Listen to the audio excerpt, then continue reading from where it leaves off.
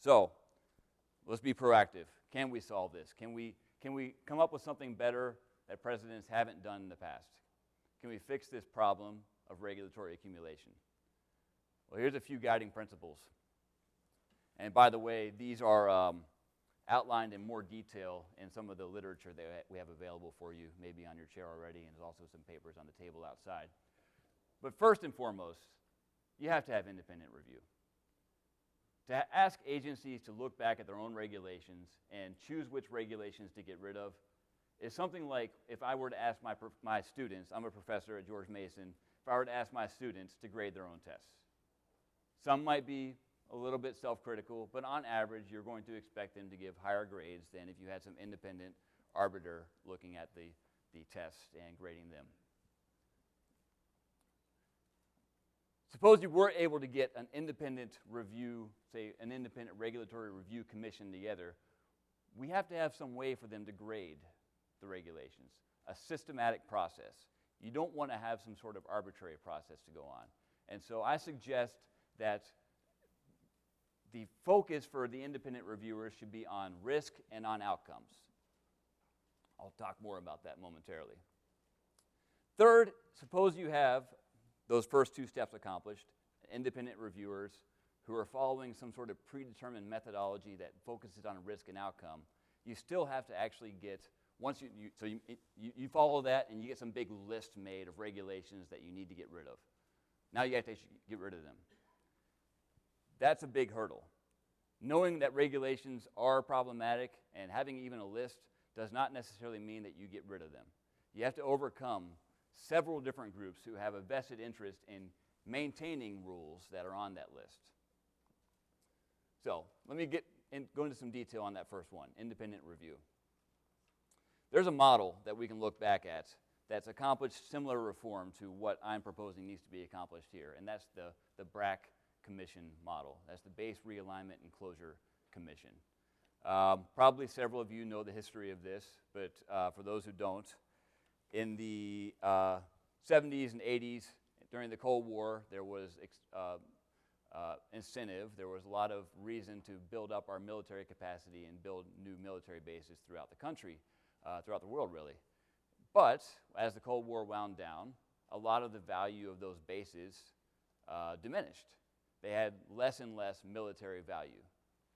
For those bases that were in members' districts, to propose closing them was a bit offensive, perhaps, to the members who had those bases in their districts. The Department of Defense did this. The Department of Defense wanted to get rid of bases that had little to no military value, but they found that every time they proposed one to get rid of, some champion would come through Congress and say, no, we can't get rid of that one because it's really important for these reasons. It would always short-circuit the process. So the solution was to have an independent commission look at all bases and put together a list of those bases that have little or no military value. There was a system for grading the bases, grade them on military value, and then there was an end result, which was this list that could be really long, could be really short. Congress didn't know going into it, but Congress was bound to follow the determination of this independent review panel.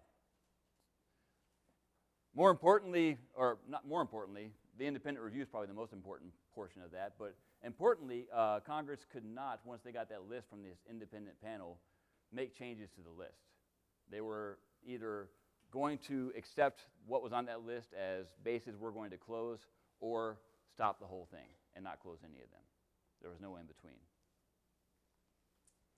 Another model you can look at for independent review is the scientific peer review process that I'm part of on a regular basis.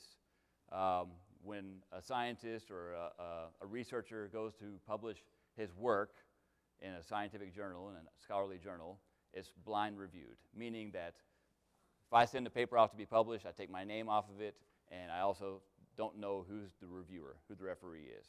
It's a blind process that makes it so that those who are perhaps my friends or who believe what I believe can't just make it pass, can't just say, oh yeah, Patrick wrote that, I'm going to make sure that gets published. Similarly, it removes the ability for people who have an agenda it was against mine, perhaps, to to hurt my work. It's supposed to be blind. It's supposed to introduce independence into the process. And over time, I'd argue that it does work. Which takes me back to this. So you were all handed a piece of paper that said you would receive a door prize. Some of you, it said you would receive a prize if this was the letter B.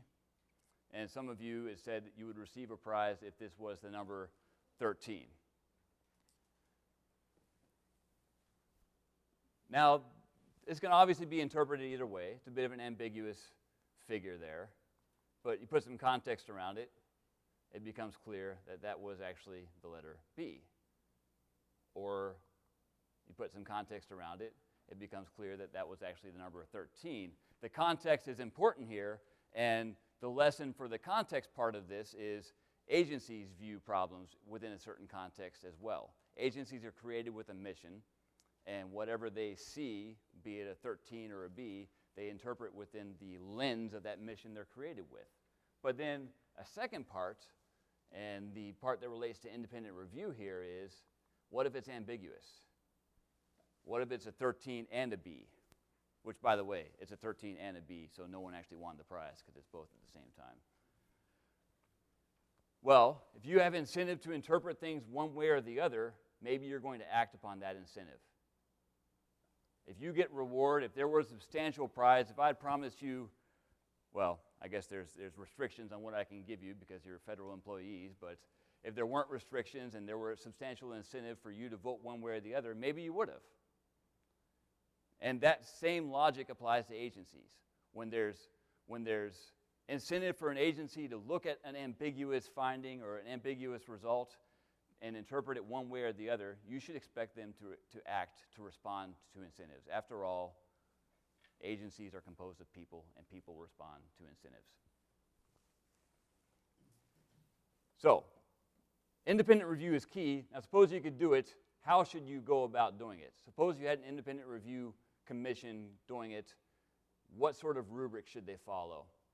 Here's a couple of tests that I suggest.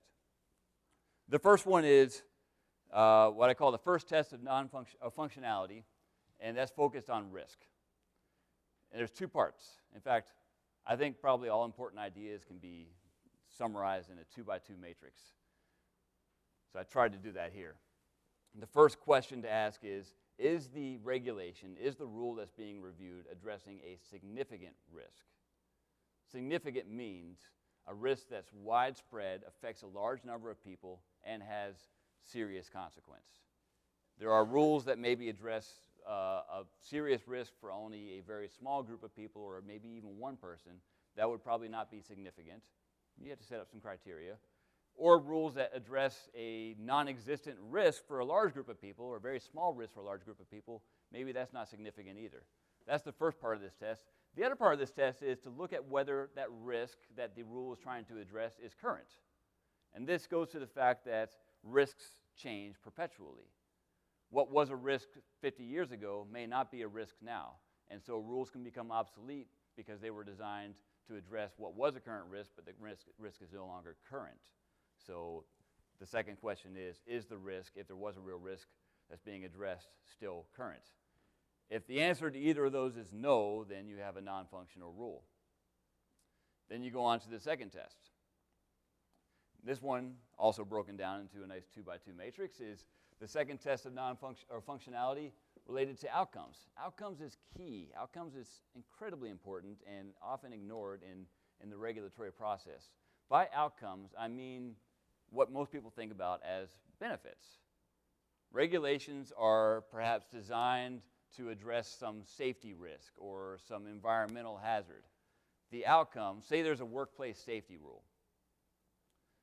A workplace safety rule that increases the number of inspections and number of inspectors that go out to workplaces and look around for some sort of problem that the agency has identified. Those inspections, those inspectors are outputs of the rule, but they're not outcomes. The outcome is safety itself. And so what you want to know, this is true for both prospective analysis of regulations as well as retrospective analysis of regulations, but what you want to know is whether the rule is actually getting to the outcome that you care about, whether that's some environmental outcome that leads to better human health, or some safety outcome that leads to less accidents that affect humans, the outcome is what's important, not the output. So, looking back at rules, you want to know whether rules have actually achieved some sort of outcome that we care about. There are plenty of rules, I imagine, in those 175,000 pages of rules that don't have any sort of effect on an outcome that we care about. So, put those into the category of non-functional rules, that they don't have any effect on an outcome. And then secondly, if they do have an effect on an outcome, another question relates again to obsolescence. Do you have to maintain that rule in order to maintain the outcome? For example, if you got rid of the rule that requires that there's high beams and low beams on cars, would that mean that we no longer have low beams on cars? Would manufacturers suddenly stop putting low beams on cars? That's a question that needs to be asked. And if the answer is we don't expect that to change, we expect that safety outcome not only to continue to exist, but to maybe improve because we could have adaptive systems, then you put that in the category of non-functional rules. So, focus on outcomes is the second part of this. There's some more details that I recommend in the paper that's available, but these are the most important portions of it. Focus on risk and focus on outcomes. That is a my suggested way of looking back at regulations to determine which ones we put on a list to possibly get rid of or modify. And then the third point was we have to overcome groups that have vested interest in keeping rules. There's a lot of these. The most obvious one is the agencies. And this goes back to the incentives I spoke of earlier. Agencies have little to no incentive, both at the top level and the employees of the agencies, to get rid of regulations. If they do so, maybe they see their budget shrink. Maybe they see the number of employees they have go down. Agencies, people who control agencies, may not like that outcome, and so have very little incentive to go back and get rid of rules. But there's also the incumbent businesses. This also relates back to what I said earlier. Businesses like to keep regulations that they're already in compliance with because that prevents competition. That's another vested interest. That's another group that's going to fight to maintain rules, or at least not fight to get rid of them when faced with positive retrospective review. And there's a third group, which is what people normally think of as special interest groups. I mentioned I'm a professor, and there's a lot of change going on in the way that education and the contents of courses is delivered to students. Now you can circumvent a school entirely and learn about a subject by going online and taking a course online. So a professor can speak to 1 million people at once or teach 1 million students at once instead of just 20. Now I have a vested interest in maybe not letting that change and maybe trying to maintain rules, if there are any, that require face-to-face instruction, maybe to get some certain license or some certain degree, because that means there's more jobs for me, more availability, more demand for my services. So that's an example of a interest group, a teacher's group perhaps, that's going to fight to maintain a set of rules that benefit them. All these need to be overcome if you're going to have successful reform. So you make that list, you have the Independent Review Commission make that list following the set of tests that I gave you, and then you have this final obstacle. Well, the way I would suggest doing this is the way that the BRAC Commission did this. Take that list and send it on to Congress, but Congress doesn't get to amend it, doesn't get to be affected by special interests or other groups. Congress has to just take that list and stamp approval on it or not. In fact, even better, the default should be if Congress does not enact a joint resolution of disapproval, the list is taken as the action that will be taken. That's following the BRAC model.